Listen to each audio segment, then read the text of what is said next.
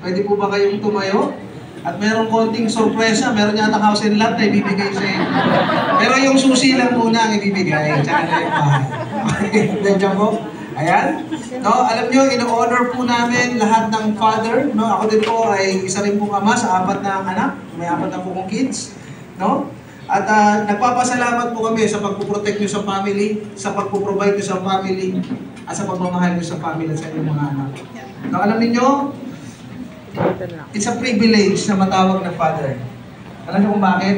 Kasi yan yung tawag natin sa ating Panginoon, Father. At alam niyo, napakalaking pagkakataon na ipahiram niyo sa atin yung katawagan na yun. And alam niyo yung Father, hindi lang naging tatay ka kasi nagkaroon ka na ng anak at tinatawag ang tatay. Kundi, grabe pala yung responsibilidad ng salitang Father. Alam niyo kung bakit?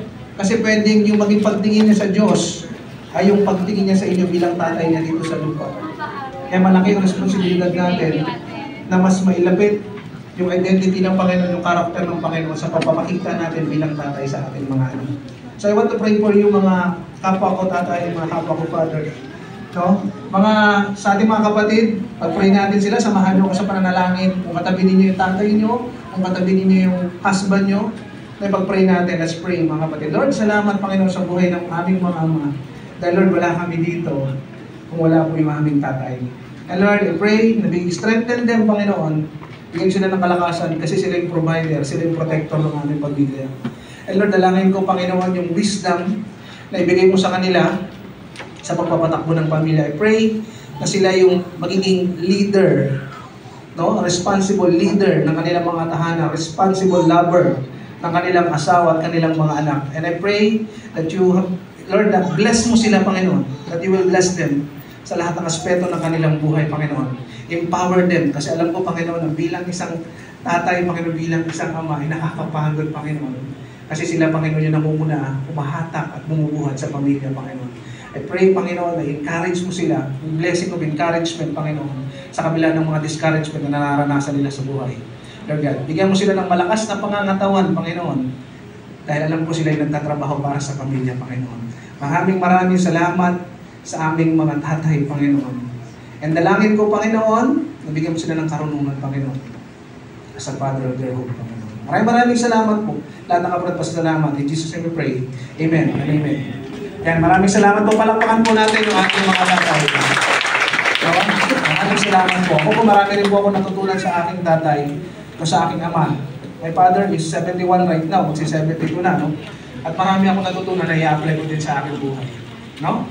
So, malaki ang impact natin, no? Sa ating mga anak, sa ating asawa. Yan. So, ang ating topic ngayon, ay ang ating series ay nandito pa rin tayo sa Jesus, the expression of God's love. Ano ipapamalas sa Panginoon yung pag-ibig sa atin sa pamamagitan ni Kristo na kanyang ipinadala rito, no? Para tumubos sa ating mga kasalanan, no? So, ang ating topic ngayon, Jesus is all sufficient. Ano ibig sabihin nito? Sa Panginoong Hesus pa lang sapat na, kumpleto na tayo. No? Kumpleto na tayo. Bakit? Nung siya'y namatay, anong sinabi niya? Bago siya mamatay, sabi niya, it is finished. Tetelestai. It is finished. Paid in full. Ibig sabihin, sa ating kaligtasan, wala na tayong maidadagdag. Kumpleto na tayo sa ginawa ng Panginoong Hesus sa cross ng Kalbaryo. At dyan iikot yung ating topic sa araw na ito.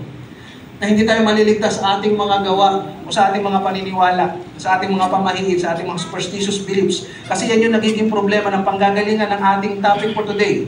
No, ng ating mga verses sa Colossians, no, chapter 2. Bakit? Kasi nakakaranas sila that time, no, ng social pressure, no, pressure sa pamilya, no, pressure sa mga kaibigan, sa government. Ano ba pressure? Sa false teachers or sa false teachings. No, bakit? Kasi pinabababa yung pagiging Diyos ng ating Panginoon. No, na dapat sumunod tayo sa mga laws na to, no, sa mga batas para tayo maligtas. No, so ito yung pinagdadaanan nila. At sa pagtatalakay natin, meron tayong 3 points. No, ano yung 3 points na yun? Jesus is God, Jesus completes us, Jesus gives us true freedom. Pero bago tayo magpatuloy mga kapatid, samahan niyo ako sa panalangin. Yes, Lord God, we praise you, we glorify your name, at salamat sa pagkakataong ito na makapakinig ng iyong salita at mapag-aralan yung salita, Panginoon. Lord, we invite the Holy Spirit.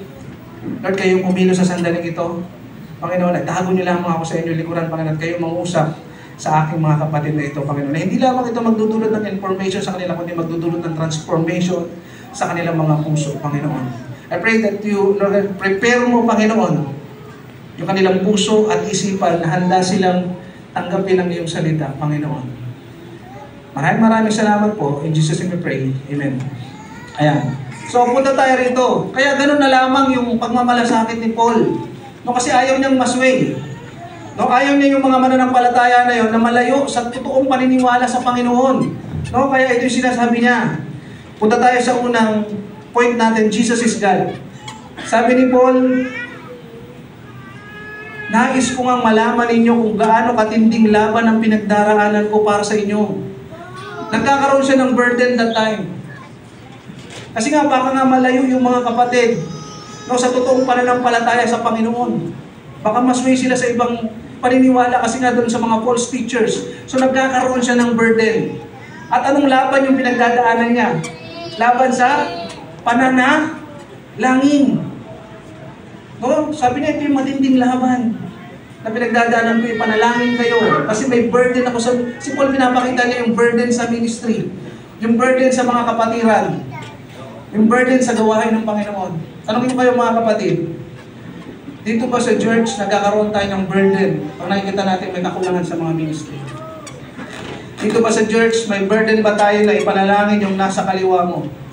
Na ipanalangin yung nasa kanan mo? Nagkakaroon ba tayo ng burden? Di ba may kumisan, may mga kakilala tayo mga kapatid na dati kasama nating mainit sa Panginoon, nakasama mong nakaupo dyan, pero ngayon wala na. At makikita mo na namumuhay na lamang ayon sa mundo ito. Nagkakaroon ba tayo ng burden? One time, no, ako ay may natin ng church. No, kagaya niya rin ako nakaupo. At yung kapatid na ito ay talagang pagdating sa pag-worship, talagang nagagamit ng Panginoon. Gamit na gamit talaga siya ng Panginoon. No? At dahil sa kanya, yung praise and worship, grabe. Pero one time nakita ko siya, iba na eh. Hindi na siya kagaya ng dati. At ako, nagkaroon ako ng burden sa tao na yun. Sabi ko, kapatid, ano nangyari sa'yo? Ba't hindi ka na nagpapatuloy ka pa ba? Kasi nakita ko, iba na eh. Sabi ko, magpatuloy ka kapatid.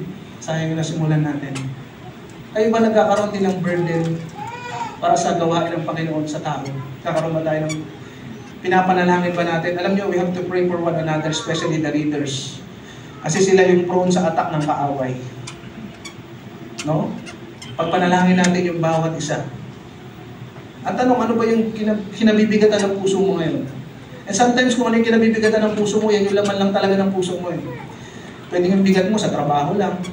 Pwede yung bigat ng puso mo, yung burden mo, yung agony mo, no? sa business lang.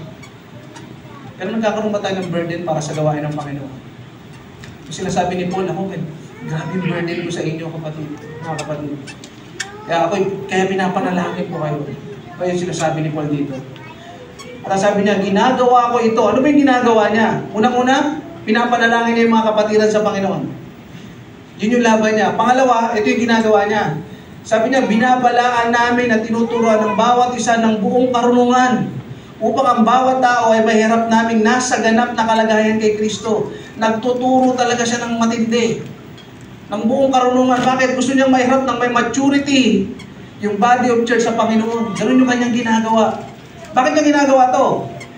Kasi gusto niyang palakasin ang loob ninyong lahat. Sabi niya dito, gusto kong palakasin ang loob ninyong lahat. Bakit? Noong time na yon, no, ay napanghihinaan ang loob yung mga taga-Colossians. Alam niyo bakit?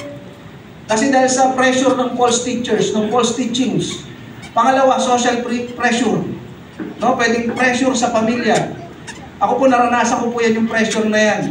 Nung ako po yung na-born again, nakakilala sa Panginoon, sa Espiritu at katotohanan.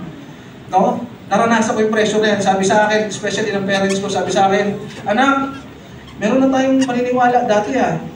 Dapat kung saan tayo pinanganak, doon na rin tayo mamamatay. Kung ano yung kinagisnan natin, yun na dapat hanggang dulo. So yun yung nararanasan kong pressure. Ganon din marahil ang mga ito. Yung mga kapatid sa Colossians. Marahil nakakaranas sila ng social pressure. Kaya ang nais ni Paul ay palakasin sila. No? Patatagin ang kanilang loob. Tandaan natin na karamihan sa mga Colossians ay mga Gentiles, mga hintil. Ibig sabihin, hindi mga Hudyo. So ibig sabihin sila yung mga trailblazers. Ano ibig sabihin nun? Sila yung mga first generation of Christians doon sa lugar nila. No? Kung kaya nandun yung social pressure, pwedeng sa pamilya, pwedeng sa mga kaibigan, no? Pwedeng sa government. Bakit? Kasi that time, ang Christianity is minority lamang. Kukunti lang nung time na yun. No? Kaya pinalalakas. At alam niyo mga kapatid, dito sa church, kailangan din natin i-encourage yung bawat isa. Kaya nagpupunta, kaya alam niyo yung mga kapatid natin, iba nagpupunta dito kasi alam nila, yung pag-asa nila, no, ay nagmumula kay Kristo at tayo yung representation ni Kristo habang sila'y nandito sa church. So we have to encourage one another. Ito katatapos lamang ng school year 2023-2024. Kamusta naman yung card ng inyong mga anak? Yung iba, pag nakita yung card ng anak nila, di ba? 8 subjects. Wow, science, 90. Math, 90. Pilipino, line of 7. Sa 8 subjects, isa lang yung line of 7. Yung pa yung pinuna. Yung iba nangingintip, anak kami, brother Rod, ha? Akang kilala mo kami, ha? Totoo pong nangyayari yan. Pero we have to encourage. No? Encourage natin, simulan natin sa ating pamilya. Simulan natin sa pamilya natin. May mag-ama, umuwi yung anak. Dala-dala yung kanyang report card. Sabi niya, Tay! Excited eh. Tay! Ito yung aking report card, Tay. Sabi niya, binasa ng tatay. Sabi ng tatay, Math, 79. English, 78. Science, 78. Ano ba ito na? Puro palakol naman itong grade mo. Mabuti pa yung anak ng kapitbahay natin doon. Lahat. 9 of 9. Sumagot yung bata. Sabi niya, matalino naman kasi tatay noon. Okay. Okay. So, ibig sabihin, we have to encourage one another. Simulan natin sa ating tahanan. At dito sa church, mahalaga na rin i-encourage din natin yung bawat isa. Maramdaman nila yung pag-ibig natin sa kanila. Ang pangit na maririnig natin at sasabihin nila, mabuti pa dun sa trabaho ko eh, kaysa sa church. Kasi sa trabaho ko, bagamat hindi sila believer of Christ, pero parang mas believer of Christ sila kasi ramdam ko yung pag-ibig nila, yung pagmamalasakit nila sa akin. Pwedeng sabihin ng mga kabataan dito yung elevate, yung big. Pwede nila sabihin, mabuti pa rin sa school ko, kaysa sa church. Kasi sa church, hindi ko nararamdaman yung pag-ibig, hindi ko nararamdaman yung pagmamalasakit, pero dito sa mga kasama ko, mas nararamdaman yung pag-ibig nila. Masakit pakinggan nun.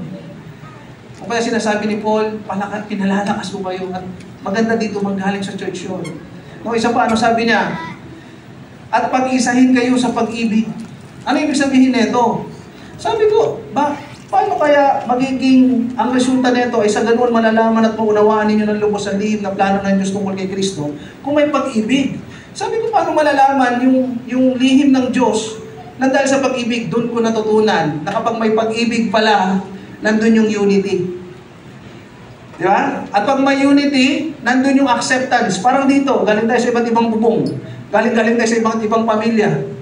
May iba-iba tayong pag-uugali, may iba-iba tayong pinaniniwalaan. Di ba? Pero pagka merong unity, may pag-ibig, may acceptance sa bawat isa. At kapag may acceptance, pumapasok din yung humility. No, yung pagpapakumbaba. At pag ikaw ay may pagpapakumbaba, nagkakaroon ng teachable heart.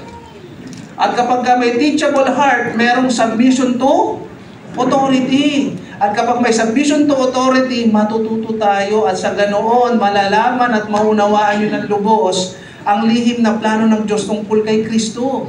Ano ba yung lihim na plano ng Diyos tungkol kay Kristo?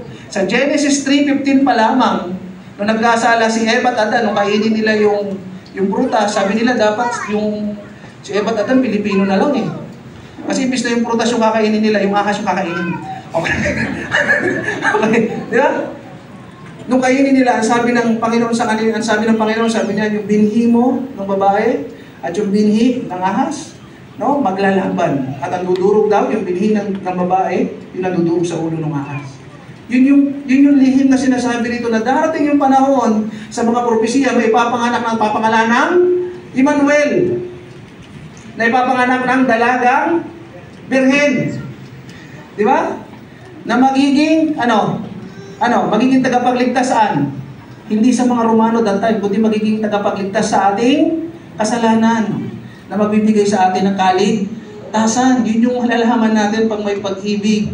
No? Ano ba? Ano sabi dito? Sa pamamagitan niya nahayag ang lahat na nakatagong kayamanan ng karunungan at kaalaman ng Diyos. Bakit sa pamamagitan niya, no, malalaman natin yung karunungan at kaalaman? Simula nung tinanggap natin ang Panginoong Hesus bilang tagapagligtas, no, ng ating buhay at Diyos ng ating buhay, nagkaroon tayo ng karunungan. Pag sinabi natin karunungan, wisdom. Pag sinabi natin wisdom, merong application. Pero paano natin may i-apply kung hindi natin alam yung truth, yung kaalaman? At ano yung truth? Na merong namatay na Kristo at dumanak ang dugo sa Kanya sa cross, no? Bilang maging kabayaran ng ating kasalanan para tayo ay maligtas. Pansinin ninyo ngayon, nung nakakilala tayo sa Panginoon at sinuko natin yung ating buhay sa Kanya, meron tayong karunungan. Bakit? Alam na natin kung ano yung mga mahalaga ngayon na dapat natin pahalagahan sa buhay. Dati nung wala tayong Diyos, may mga pinapahalagahan tayo na nung nakakilala tayo sa Panginoon, hindi pala ganun kahalaga. Na ang mahalaga pala, yung pananampalataya ako, na meron palang Diyos sa puso ko, yung pala yung pinakamahalaga. Pansinin niyo yung buhay ni Daddy nung wala pang Diyos. May karunungan ba yung pamumuhay? Ako masasabi kong hindi. Ibang-ibang buhay yun. Pero nagkaroon tayo ng karunungan nung nalaman natin yung katotohanan na dapat mabuhay tayo no, na may pagsunod sa ating Panginoong Jesus. No? Sabi rito, sinasabi ko ito upang hindi kayo mailigaw, hindi naman sa pamamagitan ng mga mapang-akit na pananalita. Kasi nung time na yon, may nagsasabi na ang Diyos ay hindi, na ang Panginoong Jesus ay hindi Diyos. Na kailangan gawin natin itong mga bagay na ito para maligtas tayo. No? Kailangan sundin natin yung mga batas na to, yung mga law, para maligtas tayo. Pero kung sinasabi dun sa verse 3, kung alam natin yung truth, hindi tayo masisway basta-basta. No? Ano sabi dito? Kahit nawala ako riyan, kasama naman ninyo ako sa Espiritu at ako'y nagagalak sa inyong maayos na pamumuhay at matibay na pananalig kay Kristo. Ano ibig sabihin ng maayos at matibay? Hinahalin tulad ito ni Paul, na bagamat sa Colossians ay may attack ng kaaway, may attack ng mga false teachers, sabi ni Epapra sa kanya, maayos sila sa pamumuhay at matibay. So hinahalin tulad ni Paul ito sa sundalo. No? Sa isang sundalo. At ganoon din tayo sa church. Kapag maayos tayo, no, may pagmamalasakinan tayo, kahit anong atak ng kaaway, kasi we are praying sa isa't isa, nananalangin tayo sa isa't isa, may pagmamalasakit tayo sa isa't isa, hindi tayo basta-basta maatak ng kaaway. Yan yung sinasabi sa atin ni Paul. Punta tayo sa ating second point. Sabi rito, Jesus completes us. Sabi rito, dahil tinanggap nyo na si Kristo Jesus bilang Panginoon, mamuhay kayo ng karapat-dapat sa Kanya. Nung time na yon, sinasabi ng mga false teachers na dapat sundin mo mga bagay na to kasi ito yung magliligtas sa'yo. Dapat sundin mo to para maabot mo yung kaligtasan. Hindi sila naniniwala na sa pamamagitan lamang ni Kristo, sila yung maliligtas. Sabi nila, dapat gawin mo to. Pero ano sabi ni Paul? Ginagawa niyo yung pagsunod, no? Ginagawa ninyo yung mabubuting bagay, hindi para kayo ay maligtas.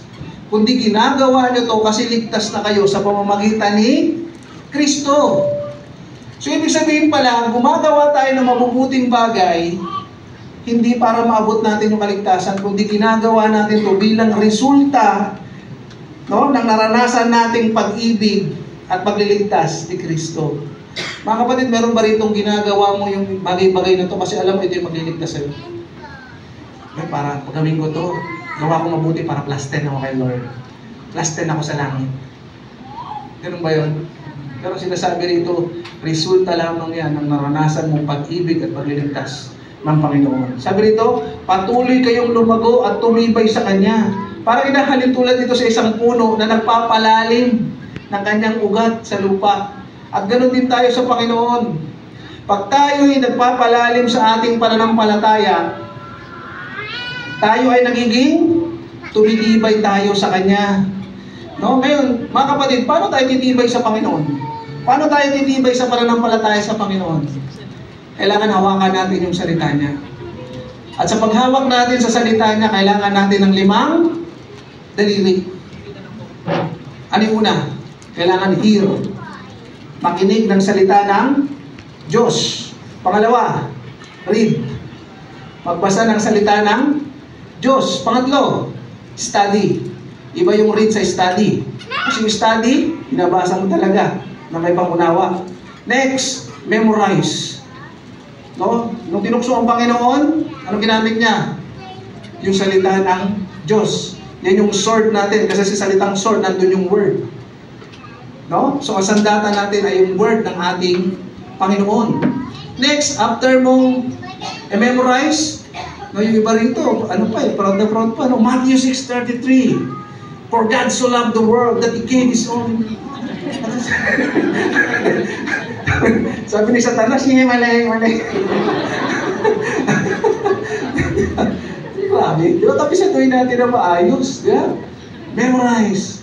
And next, hindi lang mahalaga na memorize natin, kundi meditate para mahawakin natin yung salita ng Panginoon at dyan tayo lalago. Pero, saan tayo magpapalago? Sabi rito, magpakatatag kayo sa pananampalatayang itinuro sa inyo. Anong turo yung ating, saan tayo magpapalago? Sa turo ng ating Panginoon sa pamamagitan ng mga apostol na kanyang ginamit. Yun yung sinasabi dyan. At maging mapagpasalamat din kayo.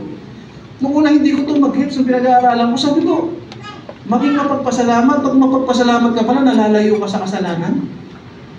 Doon ko lang naunawaan, tama pala si Pablo. Na malalayo tayo sa kasalanan. Pag mapagpasalamat tayo. For example, di ba, reklamo sa bahay. Ba't yung ng bahay ko? Init, walang aircon. Di ba? Ano gagawin mo? Nakakapag-isip ka ng hindi maganda. Di ba? Nakakapag-isip ka ng mga bagay-bagay. Di ba? Pag nagre-reklamo ka sa trabaho, maliit ng sahod ko. Nandun yung worry. Nagkakasala tayo sa Panginoon. Alam niyo ako, very thankful ako lagi sa asawa ko. Sinasabi ko lagi, Lord, salamat sa asawa ko. Kasi kung hindi ako magpapasalamat sa Panginoon, ang makikita ko palagi yung kakulangan ng asawa ko. At titignan ko yung sa iba. At doon papasok ang temptation. Alam niyo, nagustuhan ko yung asawa ko kasi matalino siya. Kasi pinili niya ako eh. Alam niyo yung asawa ko, maraming nanliligaw sa kanya dati. Yung iba may mga kaya sa buhay, yung iba may sariling farm, yung isa may sariling business. Pero alam niyo, mas mayaman ako sa kanila kasi ako may sariling mundo. Okay? So, ayan. So, maging tuloy niyo, palapanan natin ng Panginoon. Palapanan natin ng Panginoon. No? So, maging mapagpasalamat. No? Papasalamat ba kayo sa misis mo? Alam mo, yan talaga yung regalo sa iyo ng Diyos. Yan talaga yung binigay sa iyo ng Diyos. Kasi nang dahil dyan sa asawa mo, mas lumapit ka sa Panginoon. Di ba? Lord, pag-uwin mo naman ito. Sasakalin ko to. Di ba? Okay, ayan, maging mapagpasalamat. Next! Sabi rito, mag-ingat kayo upang huwag kayong maging bihag ng sino man sa pamamagitan ng filosofiya at walang kabuluhang pandaraya, batay sa tradisyon ng mga tao, batay sa mga mapamahing aral ng sanlibutan, at hindi batay kay Kristo. May mga paniniwala sila nung time na yon na ini-impose doon sa mga believers ni Kristo, yung mga false teachers na ito sinasabi, sundin mo to, gawin mo to. No? Pero ano sinasabi sa mga batas? Ano sabi? Pinalaya tayo ni Kristo sa ilalim na ng kautusan. Kaya manindigan kayo sa pananampalataya nyo. At huwag na kayong magpapaaliping muli. We are not, sinasabi rito ni Pablo, we are not under the law. But we are under grace ng ating Panginoon. Pero huwag naman natin abusuin yung grace. Ligtas na ako eh. No? Nakasulat yung pangalan ko sa langit. Okay lang gawin ko itong mga bagay na ito. Meron pa rin siyang batas sa atin, dalawa. No? Love God. Di ba? Yung pangalawa, love your neighbor. At sa dalawa pa lang na yun, magiging maayos na natin pamumuhay. Masusunod tayo kay Kristo. No? Next, sabi dito, sapagkat sa Kanya ay naninirahan ang kabuuan ng kalikasan ng pagka-Diyos sa anyong katawan. Bakit binanggit dito yung anyong katawan? Kasi nung time na yon, may mga false teachers na nagsasabi, may pinaniniwalaan sila ng Gnosticism. Pag sinabi Gnosticism, yung duality ng ating pagkatao. Yung physical at yung spiritual. Sinasabi ng mga false teachers na to na yung physical daw ay makasalanan talaga yan, kaya okay lang gawin yan, magpakasaya yan. At yung espiritu naman natin ay para sa Diyos. Kaya sinasabi nila na si Kristo ay hindi Diyos. Kasi ang katawan ay makasalanan, kaya hindi siya pwedeng magkatawang tao. Ano yung binabasag nila doon? Binabasag nila na totoo yung ginawa ng Panginoong Hesus sa cross. na nagdulot sa atin ng kaligtasan yung sinasabi ni Pablo. Nung binabasa ko ito nung una, sabi ko parang mababaw lang yung sinabi ni Pablo. Pero nung naunawaan ko, sabi ko yung pala yung binabasag ng mga false teachers dati, yung ginawa ng Panginoon Jesus. Pero sinasabi dito ni Pablo, kapagkat sa kanya ay nanirahan ang kabuuan ng kalikasan ng pagka-Diyos, anyong katawan na totoong may Diyos na namatay sa cross, na dumanak ang kanyang dugo bilang kabayaran ng ating mga kasalanan. At kayo'y ginawang buong buo dahil sa pakikipag-isa ninyo na siyang ulo ng lahat ng pamunuan at pamamahalan. Ibig sabihin nito, kayo'y ginawang buong buo. Ibig sabihin, wala na tayong may dadagdag. Kung tinanggap natin ang Panginoong Hesus sa ating buhay bilang ating Panginoon at tagapagligtas, kumpleto na yon. Wala ka nang idadagdag. Wala nang susundin. Wala nang mga pamahingin, mga superstitious beliefs na yan. Hindi na kailangan idagdag yan. Dahil sa ginawa ng Panginoong Hesus sa cross, ano sabi niya? Paid in full, tetelestai, it is finished. Tapos na. Tatanggapin mo na lang siya. Kumisan yung pride kasi, di ba? Hindi. Kailangan pa tayong trabaho. Hindi tayo maliligtas dyan. Hindi na matanggap yun. No? Ano ba sabi rito? Na siyang ulo ng lahat. Ito mga pinakikilala nilang Diyos, sinasabi ni Pablo, lahat yan nilikha lang eh. Siya yung ulo, siya yung lumikha ng lahat. Huwag niyong sambahin yung nilikha, ang sambahin niyo yung lumikha. Yan ang sinasabi ni Paul dyan. No, sapagkat ang lahat ng bagay ay nanggaling sa Kanya at nilikha ang mga ito sa pamamagitan niya at para sa Kanya. Purihin ng Diyos magpakailanman. Amen. Sige po, palakpakan natin ang Panginoon. Amen. Sabi dito, dahil sa pakikipag-isa nyo kay Kristo, tinuli na kayo. Bakit ginamit ni Paul yung tinuli na kayo? Kasi that time, mayroong mga Judaizers. Itong mga Judaizers na to, ito yung mga, hanggang sa panahon na yon, ay kailangan sumunod sila sa law. Mosaic law at saka mga Jewish law. Sinasabi nila, pag hindi tayo sumunod dito, hindi ganap yung ating pagiging Kristiyano. At sinasabi nila, dahil tinuli tayo physically, alam naman natin yung pagtutuli, di ba? Yung laman, ginugupit. Kasi nung time na yon, yun ay pagsasalarawan, illustration, no, ng unclean part. Ibig sabihin, unclean part, ito yung sin. Parang illustration ito ng sin, kaya ginugupit. Pero ang gumagawa niyan ay tao lang, kasi tayo lang naman ang gumugupit yan. Pero ano sabi ni Pablo? Ang pagtutuli na ito ay hindi physical, kundi ang pag-aalis ng masasamang hilig ng laman. Ito ang pagtutuling mula kay hindi mahalaga sa Panginoon yung physical mo. Ang mahalaga sa Diyos, yung iyong puso. Bakit? Ano sabi? Ang tunay na Hudyo ay ang Hudyo sa kalooban. At ang tunay na nasa pagtutuli ay sa puso, sa espiritu at hindi ayon sa titik ng kautusan. Kasi pwedeng sumusunod sila sa kautusan pero walang pagbabago sa buhay. Panlabas, sumusunod sila. Oy, pagayabang lang, sumusunod ako. Nag-aayuno ko. Ginagawa ko itong mga kapistahan na to. Pero wala sa puso, walang pagbabago. Ang sinasabi ni Paul, ang ginagawang pagtutuli ng Panginoon ay may pagbabago. Napansin niyo sa buhay niyo yun? Nung tumanggap ka sa ating Panginoon, dati may mga ginagawa ka na normal lang. Na wala kang nararamdaman. Pero nung tinanggap mo ang Panginoon, ngayon pag ginagawa mo yung parang mali. Parang iyang-iya ka sa Diyos. No, nararamdaman niyo yun? Di ba dati parang normal lang sa iyo eh. Pero ngayon parang, di ba? Bakit? Kasi may pagtutuli na ng puso. Bakit kailangan tuliin yung puso ng tao? Tingnan natin. Sapagkat sa puso ng tao nagmumula ang masamang pag-iisip na nagtutulak sa kanya na gumawa ng sexual na immoralidad, pagnanakaw, pagpatay, pangangalunya, kasakiman at paggawa ng lahat ng uri ng kasamaan tulad ng pandaraya, kapastusan, inggitan, paninira sa kapwa, pagyayabang at kahangalan.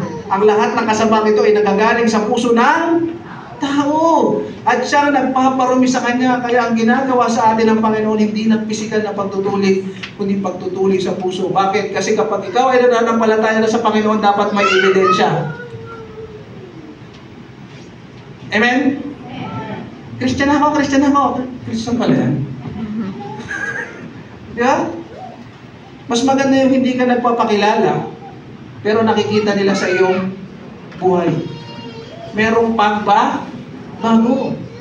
Kasi nagpapakilala ka, di ba, tingnan mo to, ito yung reaction ng tao. Ito yung reaction ng tao. Alam ninyo, matindi yung pagtingin nila sa Christian. Bakit? Kasi tinitingnan nila yung pagkakamali. Alam mo bakit? Kasi mataas ang standard na tingin nila sa Christian. Kasi tayo standard ng buhay. Yung pagsunod natin kay Kristo, tayo bilang mga Kristiyano. Kaya gano'n nila tayo tinitingnan. Tingnan mo ha, pwedeng ganito yung maging reaction nila pagka nagpakilala ka ng Christian. Ay, Christian ako, brother. Christian ba ito? Di ba? Pero pwedeng sabihin pag nagpakilala ka, ay, Christian ako. Ay, kaya pala ganyan ang ugali. Christian ka pala. Mamili kayo doon sa dalawa. Sige, suriin yung puso nyo. Confident ka kaya pag sinabing Christian ka? Christian ka? Okay, Christian ka pala. Yeah? Tingnan natin yung puso natin ngayon, yung buhay natin. Pag nagpakilala ka ng Christian, maniniwala yung tao. Okay, kasi may pagputulin na sa ating puso. Inilibing kayong kasama ni Kristo ng bautismuhan kayo at dahil na kay Kristo na kayo, muli kayong binuhay na kasama niya. Dahil nananalig kayo sa kapangyarihan ng Diyos na bumuhay sa Kanya. Sino rito mga nabaptize na? Nabaptize na kayo? Buti hindi kayo nilulot ng pastor. Masaway ito sa church eh. Pastor! Alam ko ligtas na ako, pero muna kayo. Okay? Diba? Diba nung lubog ka? Illustration yun. Pag lubog mo, ibig sabihin nun, kamatayan ng iyong dating pagka-tao. Bakit ano sabi? If you are in Christ, you are a new, the old has gone, and the new has you.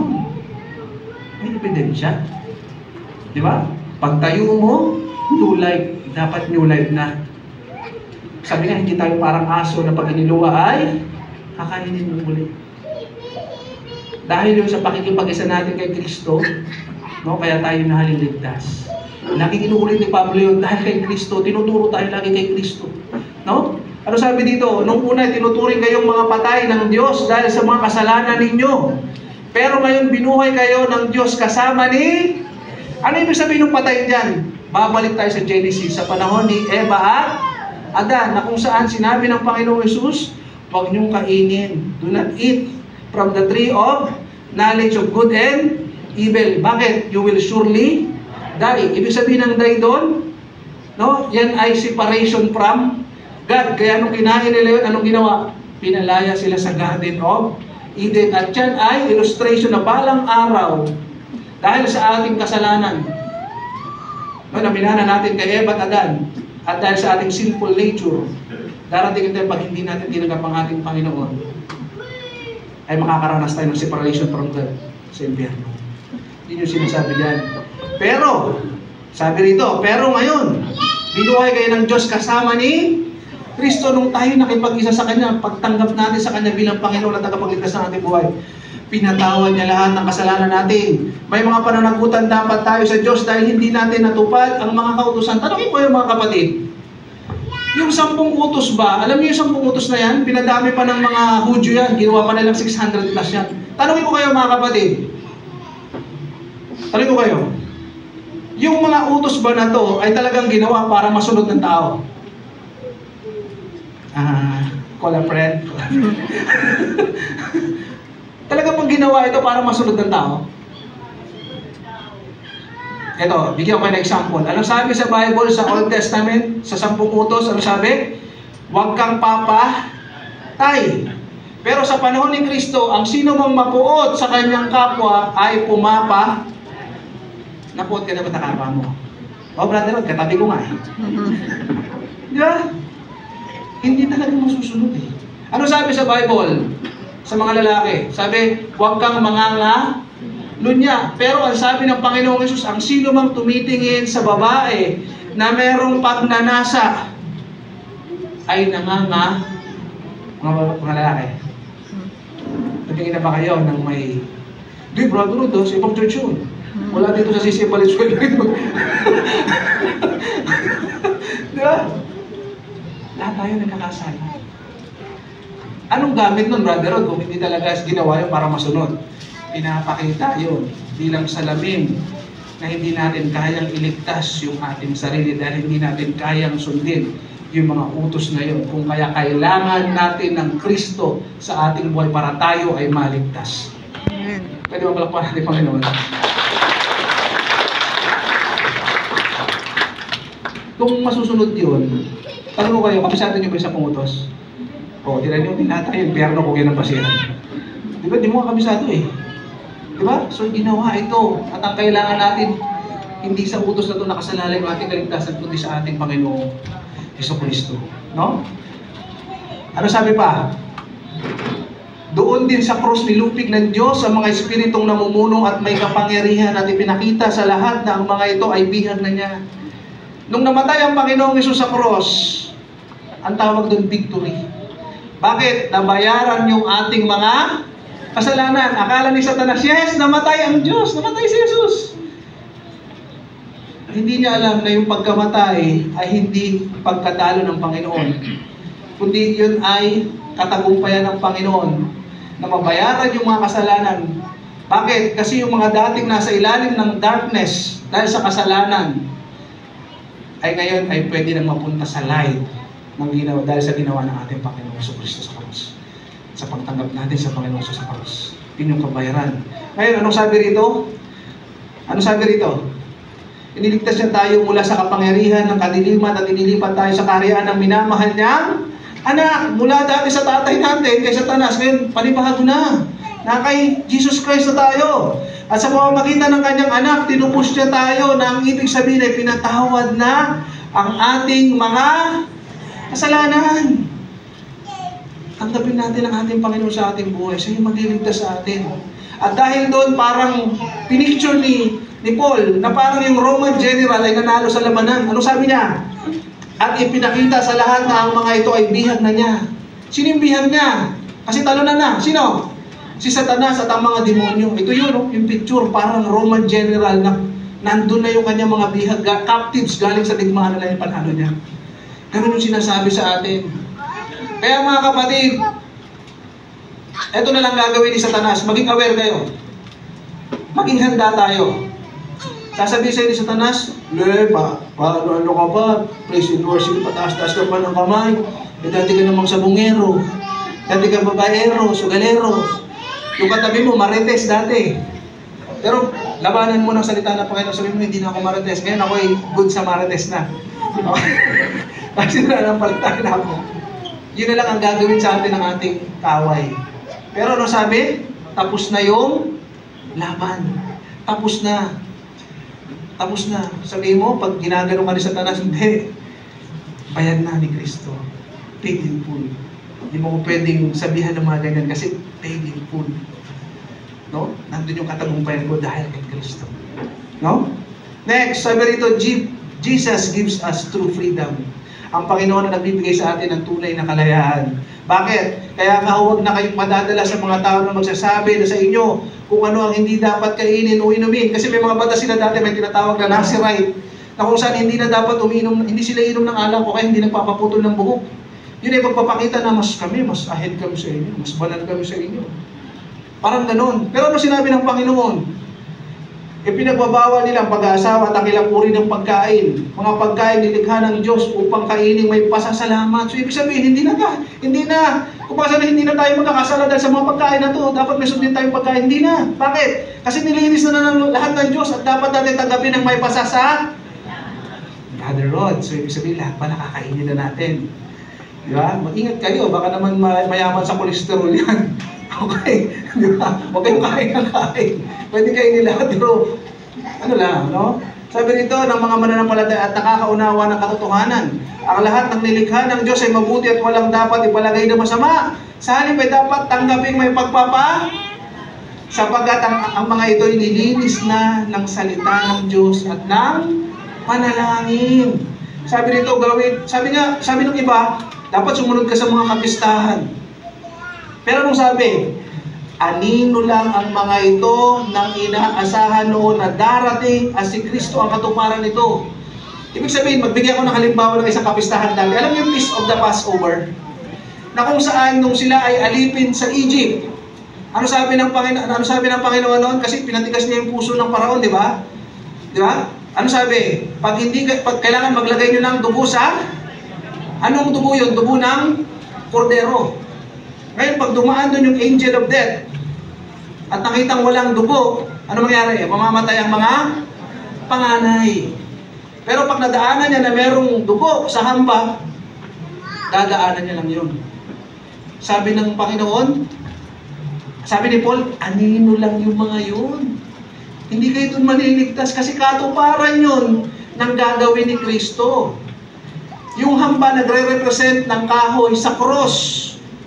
Yung dugo, nagre-represent yun ng dugo ng Panginoon na dumanak sa cross. Para pag dumating ang kamatayan, tayo ay mabubuhay sa Espiritu at balang araw makakasama ang Diyos sa langit.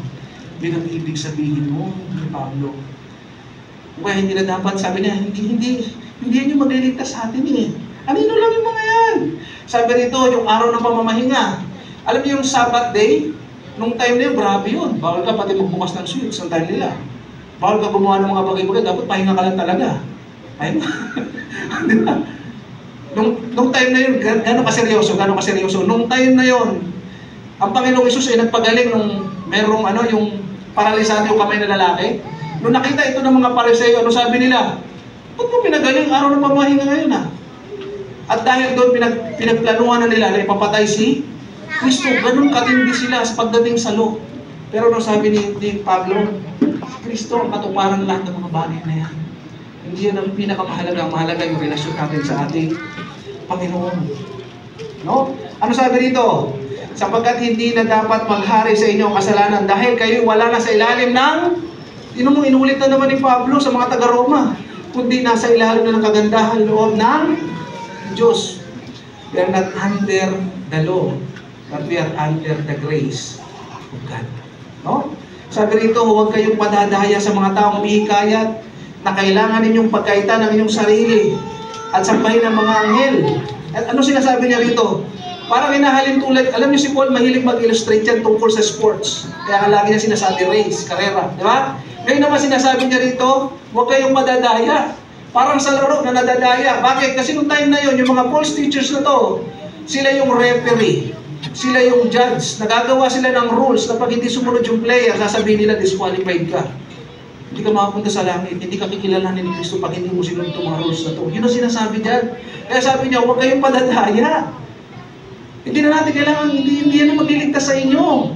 Sabi niya, meron pa doon mga iba na sumasamba sa mga anghel. Bakit sumasamba sa mga anghel? Kasi ang tingin nila, pag sumamba sila sa mga anghel, at sinasabi nila, hindi namin maabot ang kalwalatian ng Diyos. Kaya kailangan namin ng mediator. Sa anghel kami sasamba. Yung false humility. Sabi niya, huwag kayo doon maniniwala. Bakit?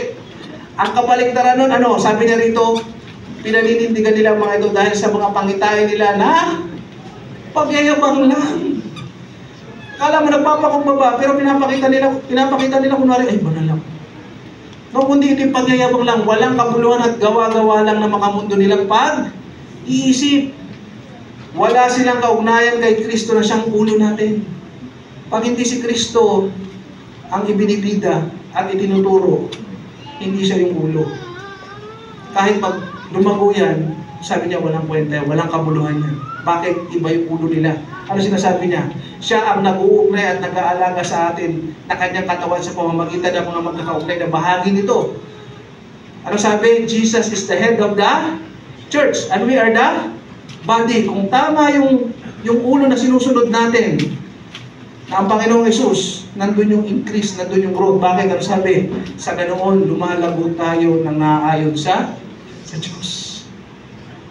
Pansinin ninyo nung una kayo nakakilala sa Panginoon, gano'n na ba kalalim yung pagkakilala niyo sa Panginoon? Gano'n na ba? Hindi, di ba? Kahit ako hindi ko makakalalim magsasalita ako dito. Di ba? Ang alam ko lang, model ako dati Di ba? Kapatawa ko lang po kayo. Pero dahil lumalalim tayo sa Panginoon, sa grasya ng Panginoon, dahil sa patuloy na pagsunod natin sa tamang ulo, lumalalim tayo at lumalago tayo sa ating Panginoon. Amen? Kala ko dati, mag-artista lang ako, pero preacher pala. Joke lang. Okay. Ano sabi rito? Namatay kayong kasama ni Kristo at pinalaya sa mga walang kabuluhang pamamaraan ng mundo. Kaya, bakit namumuhay pa rin kayo na sa paraan pakamundo? Bakit sumusunod pa rin kayo sa mga tutuning tulad ng wag? Tignan nyo, hinighlights ko yung wag. Bakit? Kasi nagpapakita ito ng legalism. Nung time na yon, sinasabi nila banal kapag sumusunod ka sa mga batas. Laging inuulit-ulit ni Pablo. No, pero hindi yan ang magliligtas sa iyo eh. Sabi ko, sumusunod pa rin kayo dyan. Ano sabi niya? Pero ngayon ay malaya na tayo sa... Inuulit na naman niya. Dahil namatay na tayo sa kautusan ito na dating umaalipin sa atin, ang ating paglilingkod ngayon sa Diyos ay hindi na ayon sa dating buhay na dulot ng kautusan, kundi sa bagong buhay na dulot ng banal na Espiritu. Yan yung tunay, no? Sa pamamagitan ng Espiritu, hindi sa batas. Ano pa? Ang mga ito ay batay lamang sa utos at turo ng tao tungkol sa mga bagay na nawawala pagkatapos kainin o inumin. Sa unang tingin parang may karunungan ng mga ganitong katuruan tungkol sa gusto nilang magsamba, pagpapakumbaba at pagpapahirap sa sariling katawan. Pero ang totoo, wala namang naitutulang mga ito sa pagpipigil sa masasamang hilig na laman. Parang sinasabi rito, ang tao tinatry niyang maging banal, no, sa pamamagitan ng kanyang sariling gawa, sa pamamagitan ng kanyang performance. Akala niya pag ginagawa niya itong mga bagay na ito, magiging banal siya at maliligtas siya. Pero basahan lahat yan sa harapan ng ating Panginoon. Basahan lahat yan. Bakit? Ano sabi niya sa Roma? Sabi dito, sapagkat ang lahat ay at hindi naging karapat dapat sa paningin ng kahit anong gawin, kahit ikaw pa yung pinakamabay dito sa buong mundo, basahan pa rin sa tingin ng Panginoon niya. Kasi lahat tayo ay nagkasala. At anong kabayaran ng kasalanan? Ito sabi Roma 6:23. Sabi, sapagkat ang kabayaran ng kasalanan ay, ngunit ang kaloob ng Diyos ay buhay na walang hanggan sa pamamagitan ni Kristo Jesus na ating at magbibigay sa atin ng kaligtasan ay yung pagsamba sa ating Panginoon at pagtanggap sa ating Panginoong Kristo bilang Panginoon at tagapagligtas ng ating buhay.